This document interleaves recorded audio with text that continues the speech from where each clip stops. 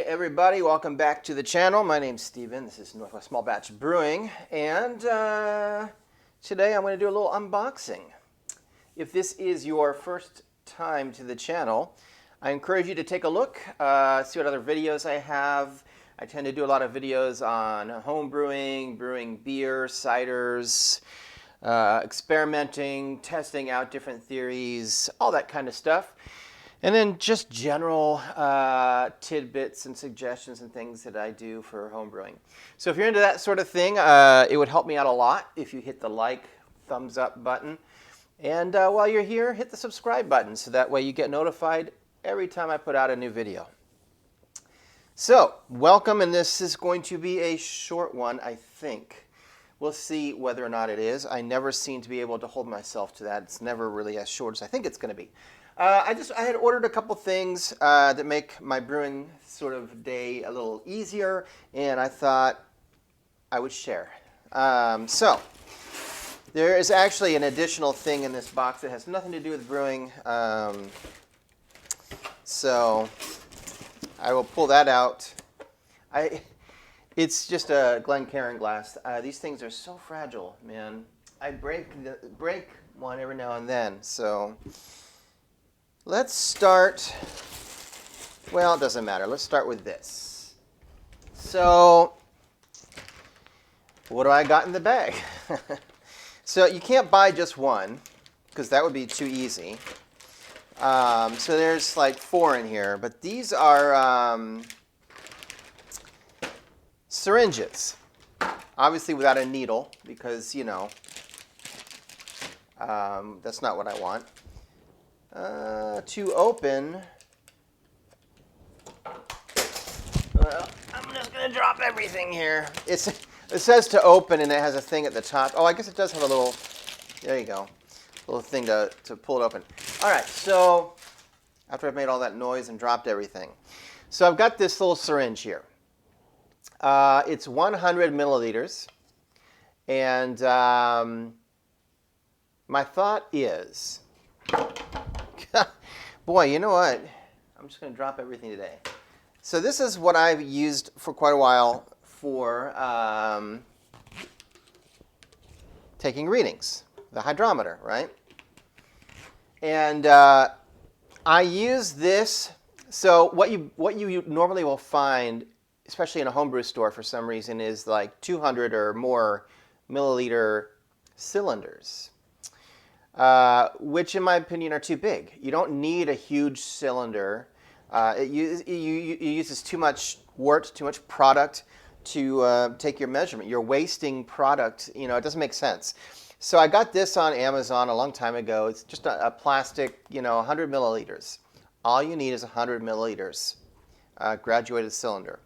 You put your wort. Well, I put the hydrometer first, then I put the wort. That way I don't have to worry about what you know, is it going to spill over. So the thing is, how do you get the wort from your, you know, fermenter or kettle into the cylinder here?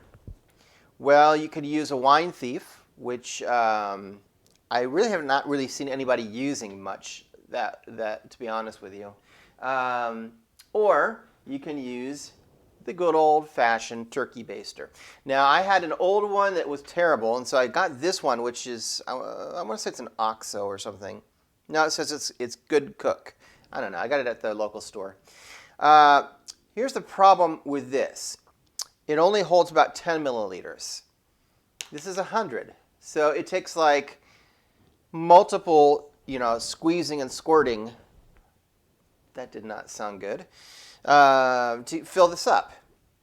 And the other problem is it leaks, right? So you go to get a sample, and then you want to take it from your fermenter or whatever and put it into here. That distance between the two, it's dripping. It just drips everywhere. So it's very frustrating. But I hadn't really come up with a better solution yet.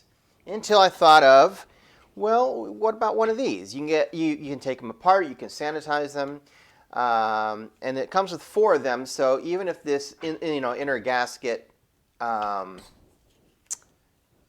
starts to break down, I've got 3 more, right?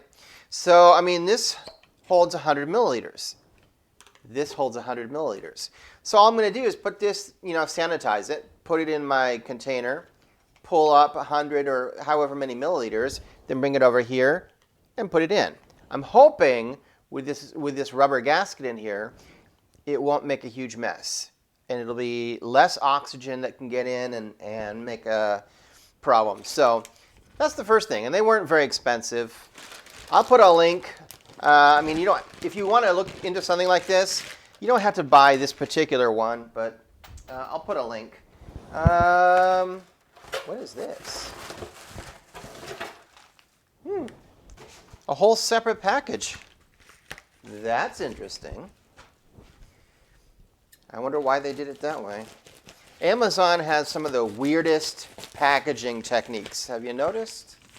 Like sometimes you'll get a really small order, something that's really small, and you end up getting just giant package. Okay, so there's 4 of these as well. And guess what? This does not have an open me thing. Oh, it does. Whatever. So this, good Lord, it's going to be a day. This is not quite what I was hoping for. I mean, it's good. I was hoping for a longer thing on the end here. So this is obviously another syringe. However, this one only goes to 20 milliliters. And every hash mark on here is 1 milliliter. So I can use this to bring 6 milliliters. This is how much Star San sanitizer you need to make 1 gallon of sanitizer. 6 milliliters. So you pull out 6 milliliters from your Star San container, squirt it into your container you're going to use for your sanitizer, let it mix up a little bit, boom. Star San is super expensive. Way too expensive for what it is. And I see a lot of people on YouTube making these big buckets of sanitizer and just dropping, all the stuff they're going to use, into the bucket of sanitizer. You don't need to submerge everything in sanitizer to get it sanitized. Make a gallon, put it into spray bottles, and then just spray down the stuff you're going to use. It just needs to come into contact with the sanitizer. It does not need to be submerged and whatnot. So to save yourself a lot of money, get some method of measuring milliliters. In this case, I'm going to use a little plastic syringe. And it goes up to 20, so I could go to 12 milliliters and do 2 gallons if I wanted, right? The point is, on the directions for Star San, it tells you how much to make an entire 5-gallon batch. And a lot of people end up making 5-gallon batches of sanitizer, and then when they're done with their brew day or whatever, they just dump the sanitizer. Or they keep like 1 spray bottle's worth and dump the rest. It's wasteful and expensive. Basically, the Star San sanitizer, it takes quite a long time for it to lose its potency and go bad. It turns cloudy at some point, and that's an indicator that it's too old to use. I don't like to reuse it. I just put it into a spray bottle, and when the spray bottle is empty, I make another gallon batch. Sometimes I do a 2-gallon batch if I'm trying to clean the keg lines or something like that. But otherwise, save yourself a lot of money by just getting a syringe so that you can make smaller batches of Star San and fill up spray bottles. So that's my purchase: a big syringe for taking samples for readings, smaller syringes for sanitizer. And that's it. So that's my unboxing. I know it was a little anticlimactic, but not everything can be really super fancy and showy. So anyway, I hope that helped. It's funny.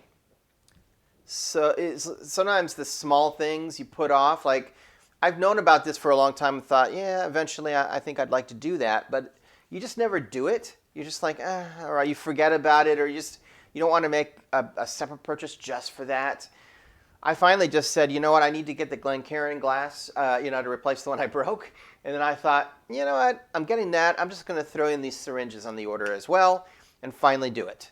And I have a feeling that it's going to be super beneficial for me and helpful. And it's just one of those things that you put off and could have helped me a long time ago if I had just gotten them in the beginning. So goodbye, hopefully, to the turkey baster. Hello to the syringe. Thanks for staying around. I hope it was a rather short video this time and not too long. And have a great day, and I will see you in about a week, most likely, for the next video. And until next time, keep on brewing.